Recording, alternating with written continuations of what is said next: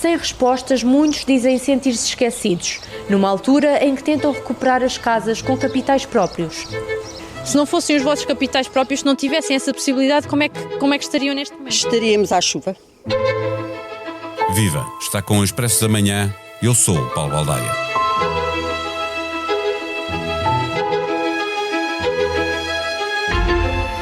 Estávamos avisados. Andava um comboio de tempestades no Atlântico. Algumas já tinham tocado terra firme, mas nenhuma tão ameaçadora como a Christine, que haveria de entrar em Portugal, algures entre o centro e o norte. Azar de quem vive no distrito de Leiria, mas não apenas. Foi lá que fez os maiores estragos. Aconteceu na madrugada de 28 de janeiro, mas o país demorou a perceber o que se passava porque faltou eletricidade e faltaram as comunicações. Logo, não foi possível inundar as redes sociais com a miséria alheia. Soubemos mais tarde. Casas sem telhado, infraestruturas danificadas, estradas, ferrovia, fábricas e zonas industriais afetadas, centenas de milhares sem eletricidade e comunicações, danos de milhares de milhões de euros. Pelo menos 10 mortes, incluindo os que morreram nos dias seguintes nas reparações dos estragos. O governo aprovou 2,5 mil milhões de euros em apoios, mas 100 dias depois, a maioria desses apoios continua sem chegar. A solidariedade das IPSS e dos privados, que se pretende complementar à do Estado, ficou, em muitos casos, a marcar passo, à espera de saber a quem os apoios do Estado não iria chegar para recomeçar a vida. O Expresso assume esta semana a tarefa de ir para o terreno, montando uma pequena redação em Leiria para dar conta do que foi feito e do que falta fazer. Neste episódio, conversamos com o diretor João Vieira Pereira. Não tens a sensação que o teu telemóvel ouve as tuas conversas? Sim, às vezes até parece que sabe o que vou jantar. Não se preocupe. A app Caixa Direta Empresas não ouve conversas, mas ouviu as empresas. As suas funcionalidades mais inovadoras são baseadas nas sugestões dos nossos clientes. Pagamentos com fotografia, pesquisa inteligente de movimentos e notificações em tempo real. Esta é a app desenhada com a experiência de quem a usa, feita para quem lidera. Faça o download. Caixa, com o banco certo ao seu lado, a sua empresa cresce. Caixa Geral de Depósitos S.A., registada junto do Banco de Portugal sob o número 35. Viva João Vieira Pereira. Uma das notícias em destaque na última edição do Expresso é a demonstração de que o Estado é lento a cumprir as suas obrigações e isso implica muitas vezes que os privados também falham. O que é que se passa com o fundo da Caritas de Leiria? Olá Paulo, olá a todos. Quer dizer, acho que disseste tudo. O Estado é muito lento a resolver problemas, é muito lento, mesmo quando quer ser rápido e mesmo quando há pressão política para que seja rápido. A burocracia instalada, os pequenos poderes, a falta de capacidade das próprias equipas terem maior autonomia, porque depois as FIAs não deixam, por causa de responsabilidades políticas, tudo por aí faz com que e o medo de errar, não é? Porque depois errar, quando se gera a causa pública, tem um peso muito superior do que quando se gera o privado. Grande. E portanto, o que faz com que as coisas demorem muito tempo. E portanto, a Caritas, que recebeu um montante bastante elevado de donativos para ajudar as vítimas do comboio Tempestades, que começou há quase 100 dias em Leiria, na região de Leiria, recebeu muito dinheiro, não é? São vários milhões, e não consegue entregar este dinheiro. E não consegue entregar porquê? Porque não o pode entregar assim a qualquer pessoa, não é? E tem de esperar pelas decisões, quer públicas, quer também das seguradoras, portanto, da parte privada, para dizer se aquela pessoa tem direito ou não tem direito àquelas ajudas. São complementares, basicamente. São complementares, ou seja, não substituem as ajudas do Estado, não substituem as ajudas das seguradoras, só que a Caritas, para se proteger também, para entregar o dinheiro a quem realmente precisa dele, tem de garantir que aquelas pessoas podem ser alvo desse recebimento, e portanto isso faz com que as coisas demorem muito tempo, o que é terrível, porque são mais de 3 meses, os estragos estão lá, as dificuldades estão lá, as pessoas não têm dinheiro, há pessoas que ainda não têm dinheiro para reconstruir aquilo que foi destruído, e o dinheiro está ali, E não pode ser usado. E não pode ser usado. Ainda assim, podemos dizer que a solidariedade do resto do país ainda foi a coisa que funcionou melhor no pós-Cristina? Eu acho que há várias coisas que funcionaram bem. E a solidariedade das pessoas para com o que se passou realmente foi uma das coisas que mais funcionou. Não só em termos de doações monetárias, mas também de bens, etc. E próprio trabalho das pessoas que foram para lá ajudar. Foram para lá. Há muita gente nas semanas seguintes. Muita gente que saiu do seu conforto da sua casa para ir para aquela região, ajudar quem mais precisava. E é bom ver que ainda existe essa capacidade das comunidades se juntarem e ir ajudar o próximo. E isto é muito, muito importante, e isso correu realmente bem. Mas eu acho que há outras coisas que correram bem, quer dizer, apesar daquela inicial meia confusão sobre se o governo estava ou não atento ao que estava a passar, e etc, e portanto aquele jogo político depois, há uma série de coisas que correm bem as autarquias, a capacidade das autarquias de fazerem alguma coisa, corre bem a capacidade de rapidamente, perante toda a destruição, a recuperação das telecomunicações, da energia, o envio para o local de meios. Agora, claro que não correu à velocidade que todos nós desejaríamos. Deixa-me fazer um parênteses, que eu fui para o terreno com a redes e vi a dificuldade que era levantar em lama aquelas torres todas que caíram. Era praticamente impossível fazer aquilo em pouco tempo. Era impossível mesmo, não é? Portanto, demoraria sempre muito tempo. Estamos a falar de torres, no caso da eletricidade, estamos a falar de torres muito altas, quer dizer, que levam dias, meses a montar, e que de repente estão destruídas e que não é impossível de um dia para o outro. Mas em geral, eu acho que há muita coisa que funcionou bem, há muita coisa que funcionou mal, mas há tanto que funcionou bem que nós temos de olhar para aquilo que funcionou bem também, não só para elogiar, não só para as pessoas perceberem exatamente que as coisas funcionaram bem, mas também para garantir que no futuro aquilo que funciona bem é exemplo para continuarmos a melhorar todos os processos quando estas coisas acontecem. 100 dias depois, ou quase 100 dias depois, estarão lá nessa altura da grande tempestade, a redação do Expresso durante uma semana, parte dela muda-se para Leiria. O que é que te levou a tomar esta decisão?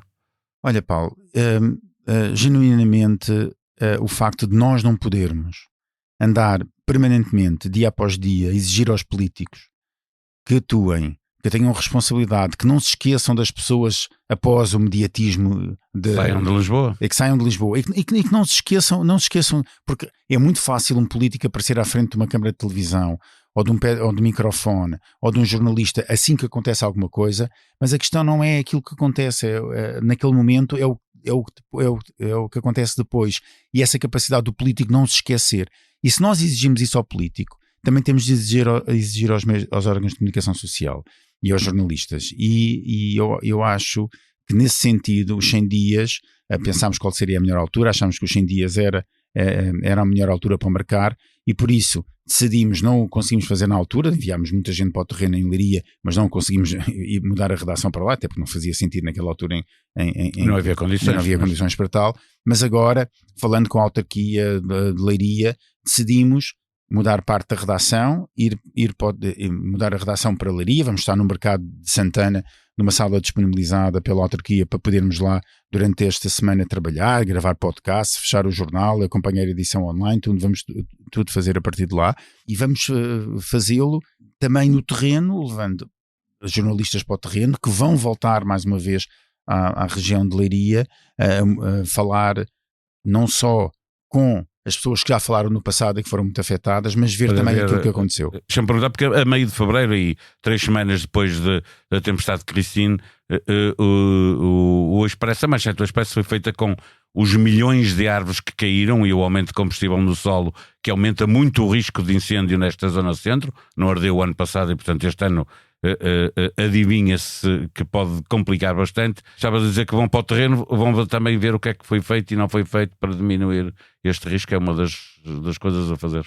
É um dos pontos que temos para acompanhar. Há muitos outros para acompanhar também, mas esse é um dos pontos que temos para acompanhar, até porque Repara, eu não fui ainda, depois de tudo o que aconteceu ao terreno, ver, mas eu já passei várias vezes na A8 e nós continuamos a ver na A8 e vemos, quer dizer, as aves estão partidas e continuam lá deitadas no chão. Em alguns sítios está limpo, na maioria dos sítios não está. Não está limpo. E, portanto, é preciso perceber que o verão está aí, daqui a nada, está à porta, o material está lá. Na altura, já muitos especialistas alertaram, atenção, porque há muita matéria agora que não está verde, está seca, secou, está no chão, é muito mais fácil os incêndios começarem. Portanto, esse é um dos temas que vamos acompanhar, mas não só, nós vamos acompanhar, vamos também voltar às empresas que acompanhámos, aquelas mais afetadas, perceber se já conseguiram ou não recuperar, o que é que ainda falta para recuperar. Há bons exemplos, nós temos casos de empresas, de negócios que já voltaram a abrir, cafés, restaurantes, hotéis que já conseguiram reerguer, abrir portas, voltar a trabalhar,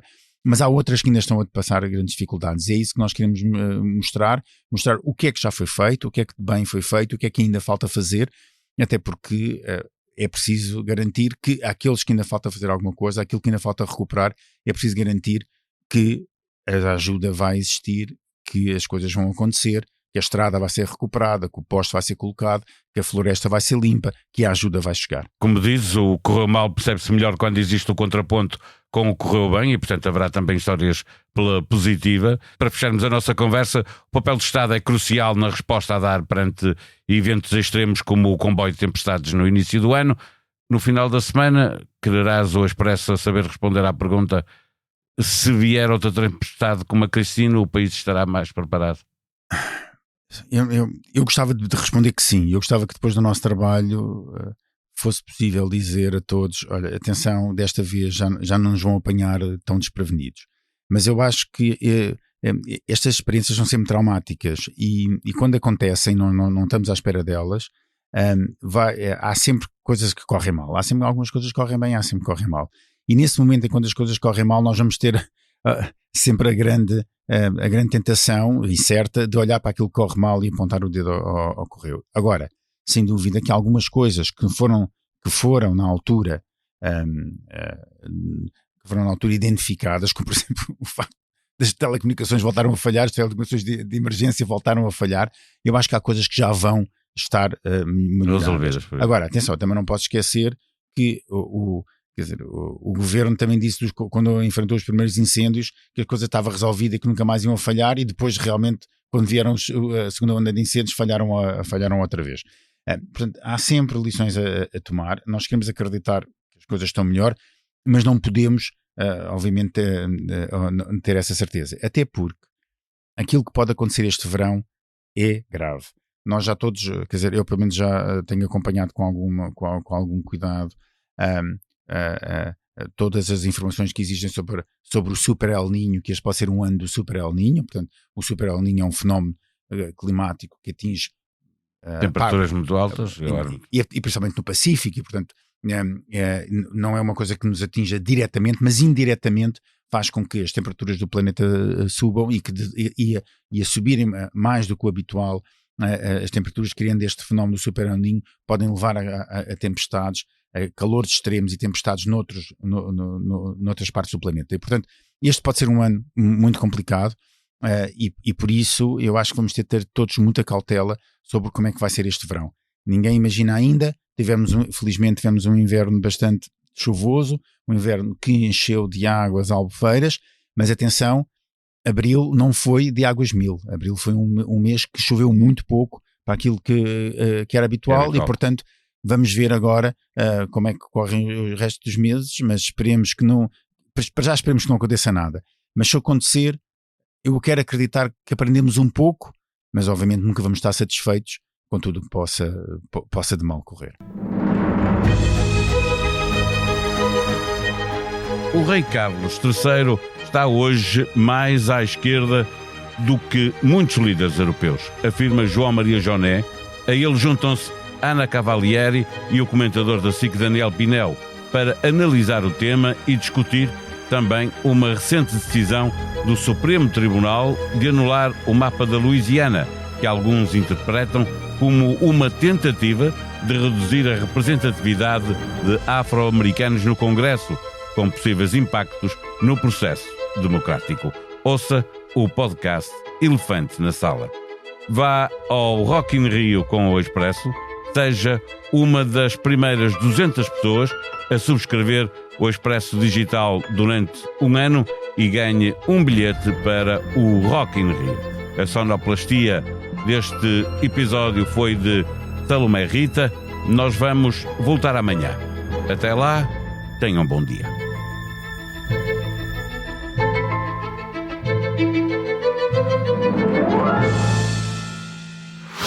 Não tens a sensação que o teu telemóvel ouve as tuas conversas? Sim, às vezes até parece que sabe o que vou jantar. Não se preocupe. A app Caixa Direta Empresas não ouve conversas, mas ouviu as empresas. As suas funcionalidades mais inovadoras são baseadas nas sugestões dos nossos clientes. Pagamentos com fotografia, pesquisa inteligente de movimentos e notificações em tempo real.